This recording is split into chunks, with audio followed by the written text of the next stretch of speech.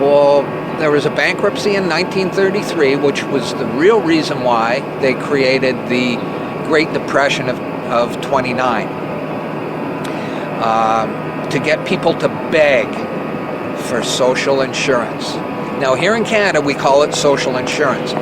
In the United States, they fought revolutionary wars and they fought civil wars, and they understood that security was a better word. It sounded better to the Americans, and so to sell it to the Americans, they called it social security. But they themselves call it social insurance, and that's what it is. Okay, so now having said that, I'll go back to this document, which you can get from the freedompool.org online. And this was a meeting. Okay, this is what House said. Very soon, every American will be required to register their biological property. That's the birth certificate. They will be required to register their biological property in a national system designed to keep track of the people, and that will operate under the ancient system of pledging. By such methodology, we can compel people to submit to our agenda, which will affect our security as a chargeback for our fiat paper currency. Every American will be forced to register or suffer not being able to work and earn a living. The sin.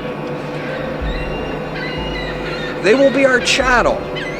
That means slaves, means collateral. You're secured as collateral. They will be our chattel, and we will hold the security interest over them forever. By operation of the law merchant under the scheme of secured transactions. Americans, by unknowingly or unwittingly delivering the bills of lading to us, will be rendered bankrupt and insolvent, forever to remain economic slaves through taxation, secured by their pledges, the birth certificate. They will be stripped of their rights and given a commercial value designed to make us profit, and they will be none the wiser. For not one man in a million could ever figure out our plans. And if by accident one or two would figure it out, we have in our arsenal plausible deniability.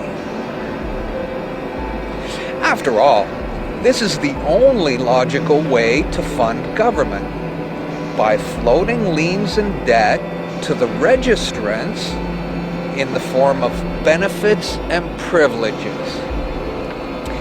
This will inevitably reap us huge profits beyond our wildest expectations and leave every American a contributor to this fraud, which we will call social insurance. Without realizing it, every American will insure us for any loss we may incur in this manner. Every American will unknowingly be our servant, however begrudgingly. The people will become helpless, and without any hope for their redemption, we will employ the high office of the president of our dummy corporation to foment this plot against America.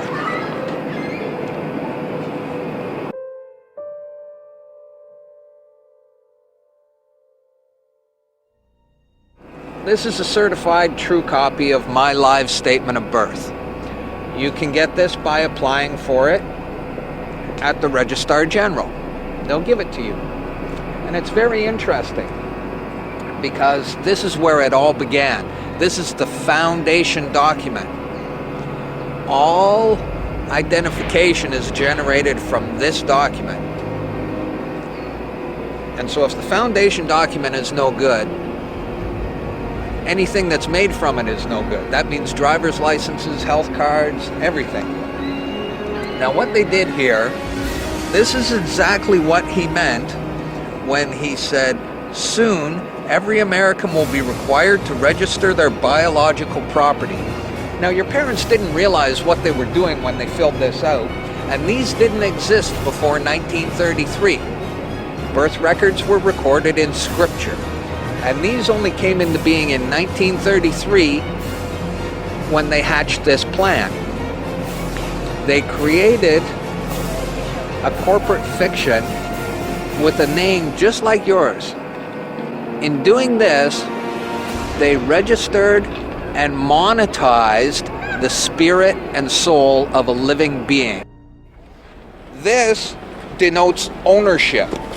And when your parents were tricked into filling this out, they allowed your spirit and your soul to be monetized. And futures were sold on you. Spirit and soul. Now, this is my birth certificate. This is actually a share. See this red number? This A, I'm born in Canada, this is a Class A share. Now, this is called a CUSP number. And all securities require a CUSP number. And that's what this is. And you are held as collateral to secure the debt which our government owes to international bankers. So you and me and all these people here are actually collateral, and we don't even own our lives. We are chattel, and we believe we're free. I made an application to the Registrar General, and I got my original social insurance application. Now, before they sent it to me, they put a little piece of paper over this before they photocopied it, because my friend has his and they didn't block this out, and when you hold it up you see Bank of Canada. It is said that the best slaves are the ones who don't know that they're enslaved, and we all have invisible chains on us and we don't know it. What truth? That you are a slave, Neil. Like everyone else, you were born into bondage, born into a prison that you cannot smell or taste or touch. A prison for your mind. We're talking about big bucks. We're not talking about hundreds of millions or even hundreds of billions now. We're talking about trillions of dollars. The obligation is immeasurable. Nobody can measure it. This door's wide open now. It's gonna happen, whether you like it or not. Do you notice that they have the same amount of ink on them? Do you notice that they're made out of the same virtually worthless stuff? It's paper. Did you get it? It's paper. When we create money, we have created an instrument of value that has no value of its own. And it's just as expensive or inexpensive to print the 20 as it is to print the 1. In January of 1913, in December of 1913, he signed the Federal Reserve Act, bringing the Federal Reserve System into place in America, and did what Thomas Jefferson said must never happen. He took the control of the money away from the people by taking it away from the Congress and gave it to a group of private individuals who have to pay taxes on the money they loan the government.